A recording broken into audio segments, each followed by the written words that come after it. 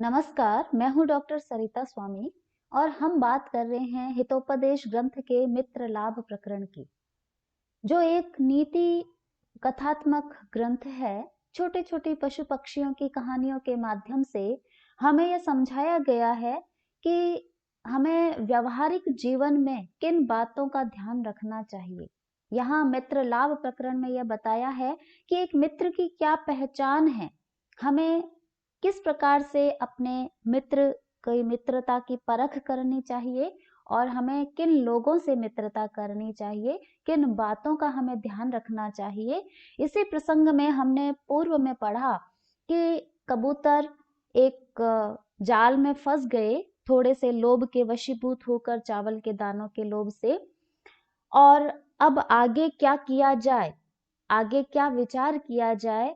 युवा कबूतरों ने जब वृद्ध कबूतर की बात नहीं मानी, तब वो संकटग्रस्त हो गए और अब उस संकट से किस प्रकार से दूर हो, उसी की चर्चा हम कर रहे हैं। इदानीमपि एव क्रियता, इस प्रकार अभी, इदानीमपि यानी अब भी, यानी जाल में हम फंस गए हैं, फंस जाने पर भी एवं क्रियताम, इस प्रकार हमें करना चाहिए कि सर्वे एक चित्ती भूय, सभी एक चित्त यानी एकजुट होकर के जालम आदाय, जाल को लेकर के उड्डीयताम, उड़ जाएं। यतः, क्योंकि अल्पानाम अपि वस्तुनाम सहति ही कार्य साधिका तृणे गुणे त्वम आपन्नै बध्यन्ते मत दंतिनः।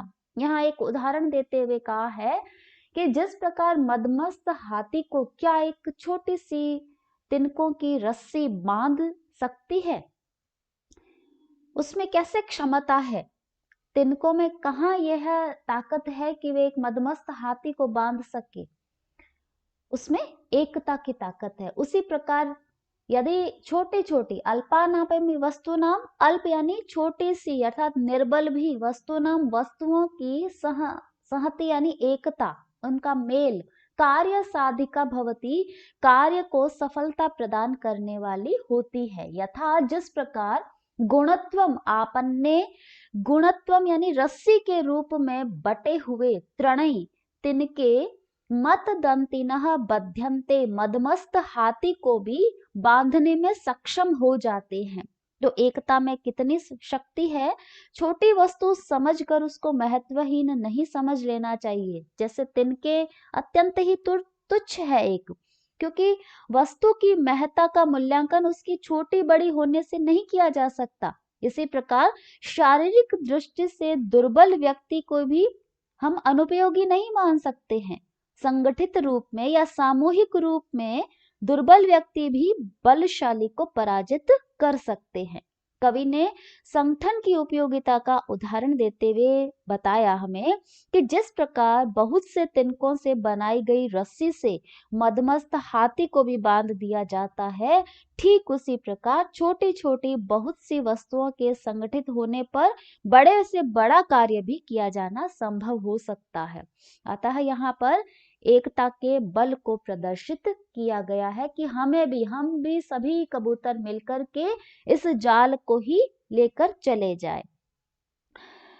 और पुनः वो आगे कह रहे हैं कि सहति श्रेयसी पुंसाम स्वकुले अल्पकैर अपि तुषेणापि परित्यक्ता न प्ररोहन्ति तंडुलः। पुंसाम यानी मनुष्यों की, अल्पकै अपि, अल्प भी, थोड़ी सी भी, स्वकुलई अपने कुल के या अपने स्वजनों के साथ में, सहति यानी संगति या मेल अथवा एकता श्रेयसी कल्याणकारी मानी गई है। जैसे उदाहरण दिया, तुषेण अपि परित्यक्ता, तुष अर्थात जो छिलका है उससे परित्यक्त यानी रहित हो जाने पर, तंडुला जो चावल है, न प्ररोहंती उगने में समर्थ नहीं हो पाते हैं, अंकुर उत्पत्ति में समर्थ नहीं हो पाते हैं। तो सजातियों की संगति के हितकारी प्रभाव का यहाँ प्रतिपादन करते हुए कह रहे हैं कि सजातीय बंधु बांधवों की संगति भी कल्याण करने वाली होती है। उदाहरण दिया उन्होंने कि चावल जब छिलके के साथ रहता है तब तक ही वह अंकुर उत्पादन में सक्षम रहता है, किंतु जब वह छिलके से अलग कर दिया जाता है तो अंकुर उत्पन्न करने में असमर्थ हो जाता है। इसी प्रकार मनुष्य सजातियों के साथ रहकर भी अपनी उन्नति में समर्थ हो सकता है। किसी संकट की परिस्थिति में यदि वास्तव में वो सजातीय है, हम आगे पढ़ेंगे कि बंधु बांधवों का क्या लक्षण है। किसे कहेंगे बंधु बांधव? केवल अपने वंश में उत्पन्न ही व्यक्ति बंधु बांधव नहीं है। बंधुओं की वास्तविक परिभाषा दी है कवि ने यहाँ पर, और मित्र की भी परिभाषा दी है कि मित्र किसे कहेंगे। इसी प्रकार बंधु बांधव किसे कहेंगे उसको भी हम आगे और अधिक बताएंगे कि किस प्रकार से हमारे जब आपदा आती है, विपत्ति आती है, उस समय हमारा मानसिक संबल बने, न कि हमारे मानसिक संबल को तोड़ने में सहायक बने। तो बंधु बांधव उस अर्थ में भी यहाँ पर हमें एक्सप्लेन करना है। हमें जब व्याख्या करते समय यह ध्यान रखना है कि कैसे अपने कुल से तात्पर्य ऐसे बंधु बांधव जो हमारे मानसिक संबल को बढ़ाने वाले बने। हम पर कोई विपत्ति आए तो उसका प्रतिकार करने हेतु हमारे साथ खड़े रहे, न कि उसमें हमें उल्हाना दे। पूर्व में भी एक श्लोक आया था जिसमें हमने पढ़ा था कि इस प्रकार उल्हाना देने में जो चतुर हो उन्हें हम बंधु बांधवों की श्रेणी में नहीं गिनेंगे। तो कैसे व्यक्ति, ऐसे पुंसाम यानी ऐसे मनुष्य जो चाहे छोटे छोटे अल्पकई अपि स्वकुले, अपने छोटे या निर्बल या कमजोर भी या थोड़े से भी अपने बंधु बांधवों के साथ में यदि उनकी सहती है, एकता है, तो वही श्रेष्ठ मानी गई है।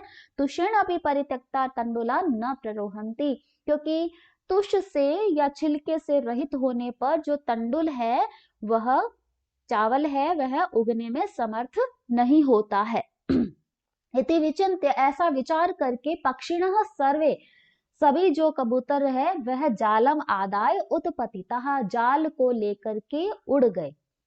अनंतरम, इसके पश्चात, सव्याध, वह जो शिकारी है, सुदूर जाला अपहारकान, दूर तक जाल को ले जाने वाले ताम विलोक्य उन कबूतरों को देखकर पश्चात धावितो, उनके पीछे पीछे दौड़ता हुआ अचिंतयत, वह सोचने लगा।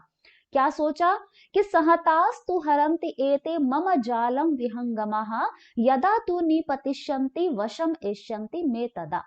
एते विहंगमा, ये जो पक्षी है, सहता यानी एक ही भूत होकर, मम जालम हरंती, मेरे जाल का हरण कर रहे हैं, मेरे जाल को ले जा रहे हैं। तो परंतु यदा निपतिष्यन्ति, जब ये नीचे आकर बैठेंगे, तदा मैं वशम इष्यति, तब वे मेरे वश में हो जाएंगे। नीचे आकर बैठेंगे सा तात्पर्य आगे जाके कहीं तो ये उतरेंगे, कहीं तो ये थक करके बैठेंगे, उस समय मैं इनको पकड़ लूंगा। तो इसमें जो इनका मुख्य जो इनका सरदार है, राजा चित्रग्रीव, कबूतरों का सरदार, उसने तत्काल जो एक राय दी कि हम सब मिलकर के इस जाल को लेकर चले जाते हैं, तब तो हमारी प्राण रक्षा संभव है। और सभी अन्य कबूतरों ने भी उसका कहना मान लिया और वे सब मिलकर उस शिकारी के जाल को लेकर उड़ गए। यदि वे ऐसा न करते तो उस समय उन सब की मृत्यु अवश्यम भावी थी। उस बहेलिए को, उस व्याध को, शिकारी को आश्चर्य हुआ कि ये सारे पक्षी मेरे जाल को ही लेकर उड़ रहे हैं। संभवतः यह उसके जीवन की प्रथम और सर्वाधिक आश्चर्यजनक घटना थी। उसे पहले तो विश्वास ही नहीं हुआ। फिर उसने सोचा कि थोड़ी दूर जाकर जब ये नीचे उतरेंगे तो आसानी से मेरे वश में आ जाएंगे। इसके पश्चात उन कबूतरों के जब आंखों से ओझल हो गए वह कबूतर, शिकारी उनके पीछे पीछे भागता रहा। फिर जब दिखना ही बंद हो गए, शिकारी के दृष्टिपथ से अत्यंत दूर उड़कर चले गए, तब वह शिकारी पुनः लौट आया। और उसके बाद जब शिकारी को लौटा हुआ देखा तो कबूतर बोले कि अपने स्वामी से, अपने सरदार से कि हे स्वामी, अब क्या करना उचित है। तब चित्रग्रीव बोला कि माता मित्रम पिता चेति स्वभावात् त्रितयम हितम, कार्य कारण तश्चन्य भवन्ति हित बुद्धयः। अब ये चूंकि कपोतराज जो चित्रग्रीव है, अपने मित्र, सच्चे मित्र के पास जाने के लिए वह सोच रहा है। तो उसी की प्रस्तावना के रूप में वह बता रहा है।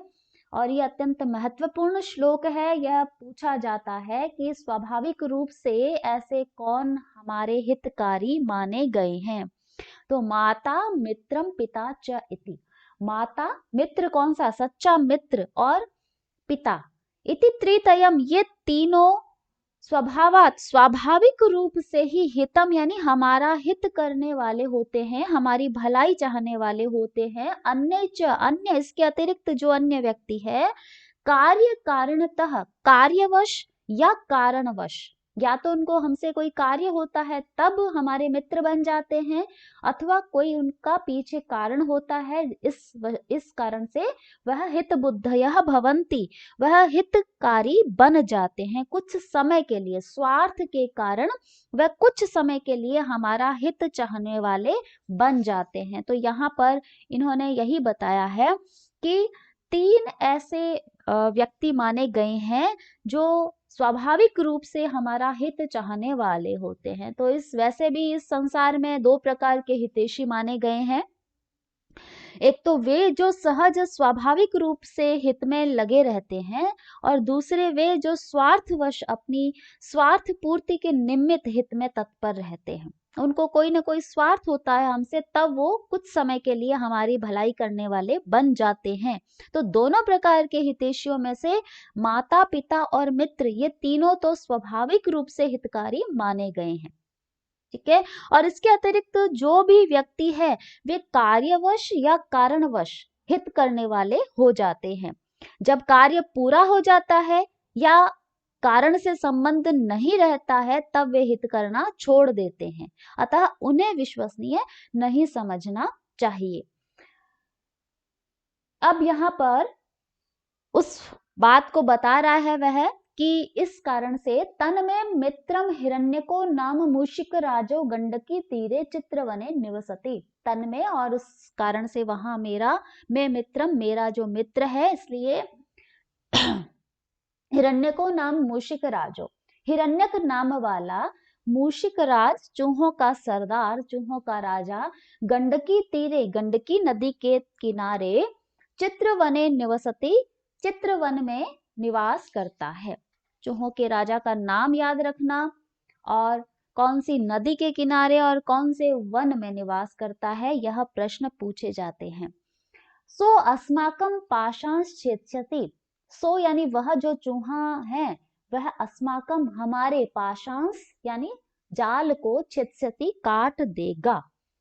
इत्यालोच्य ऐसा विचार करके सर्वे सभी कबूतर हिरण्यक विवर समीपम गता, हिरण्यक नाम के चूहे के विवर यानी छिद्र के, उसके बिल के समीपम गता, समीप में गए।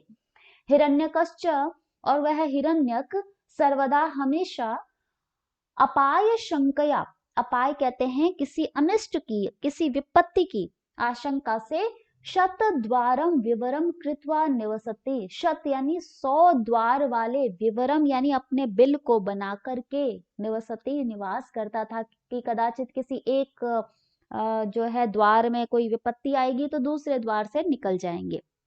इस प्रकार से ऐसे बिल में निवास करता था जहां 100 द्वार थे। ततो हिरण्यकः, तब हिरण्यक, कपोता अवपात भयात चकितः। कपोत, जब कबूतर सारे नीचे एक साथ उतरे तो उसकी जो आवाज हुई, तो अवपात उसके नीचे उतरने के जो शब्द है, उस शब्द से भयात, भयभीत होकर के, चकित और आश्चर्यचकित हो गया, और तुष्णिम स्थितः, चुपचाप बैठ गया।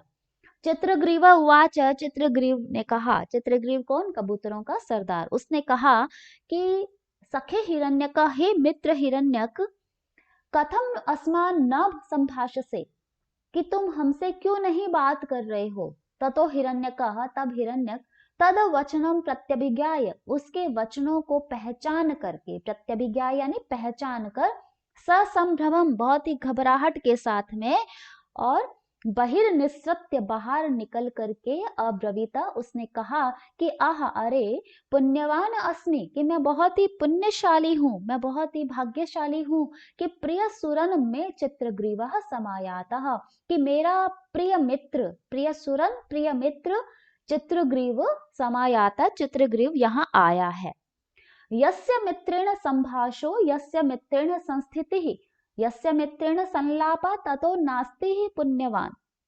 और वह यह कहता है कि यस्य यानी जिस व्यक्ति का मित्रेण सह संभाषः, मित्र के साथ में संभाषण होता है, वार्तालाप होता है, यस्य मित्रेण संस्थिति, जिसके मित्र के साथ में जिसकी स्थिति होती है, जिसका निवास होता है या वह रहता है, यस्य मित्रेण संलाप, और जिसका मित्र के साथ ही संलाप होता है, वाद विवाद वार्तालाप होता है, और इह यानी इस संसार में ततः पुण्यवान नास्ति, उससे अधिक पुण्यवान पुण्यशाली कोई भी व्यक्ति नहीं है।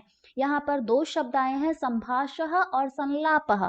यद्यपि एक अर्थ में प्रयोग होते हैं, लेकिन थोड़ा सा इसमें डिफरेंस यह है, संलापः यानी ऐसा वार्तालाप जिसके मध्य गुप्त वार्ता होती है, गोपनीय विचार विमर्श होता है, उसे संलापः। और संभाषः यानी जो सुख दुख की बातचीत संभाषण होता है, वह संभाषः।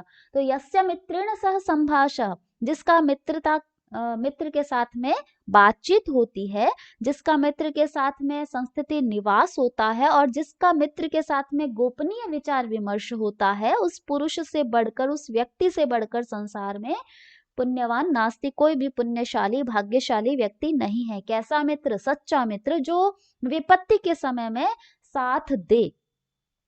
क्योंकि मित्र की परिभाषा भी यही दी गई है कि जो मित्र होता है, तन मित्रम, वही मित्र है जो आपदी सुखे च समक्रियम यत, जो संकट में और सुख में सदैव समक्रियम, समान भाव वाला बना रहता है, वही मित्र कहलाता है। चाहे हमारी उन्नति की स्थिति है, चाहे हमारी विपत्ति की स्थिति है, उस समस्त स्थितियों में वह हमारे साथ सर्वदा बना रहे, सर्वदा खड़ा रहे। ऐसा नहीं कि हमारी उन्नति है तब तो वो हमारे साथ में है, लेकिन जैसे ही हम पर कोई विपत्ति आई और वह किनारा कर गया, नहीं।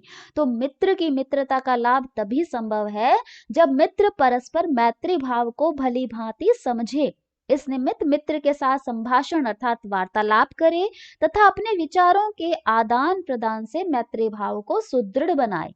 मित्र के साथ रहने से मित्र की सभी अच्छी बुरी आदतों से परिचित होने का अवसर मिलता है। अतः मित्र के साथ रहना का औचित्य यहाँ पर बतलाया है।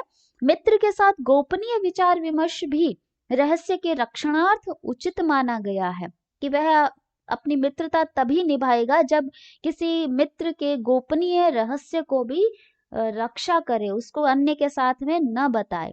तो यहाँ कवि यह बतला रहा है कि मित्र के साथ मैत्री व्यवहार को उचित रूप से निभाने वाला व्यक्ति ही इस संसार में पुण्य का अर्जन कर सकता है। मित्र की सहायता से वह अपने लक्ष्यों की प्राप्ति में सफल हो जाता है, और यही इसका पुण्यार्जन है। क्योंकि एक सच्चा मित्र कभी भी अपने मित्र को कुमार्ग की ओर प्रवृत्त नहीं होने देता है। वह उसे कह देता है कि नहीं मित्र, आप इस गलत रास्ते में जा रहे हो, या आपका यह निर्णय सही नहीं है।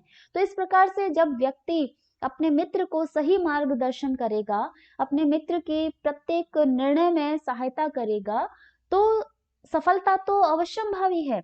अतः सच्चे मित्र की यहाँ पर यही पहचान बताई है। आगे किस प्रकार से उसके जाल से वह मुक्त होते हैं और वो कितना उसकी सहायता करता है, इसको हम आगे पढ़ेंगे। तब तक के लिए धन्यवाद।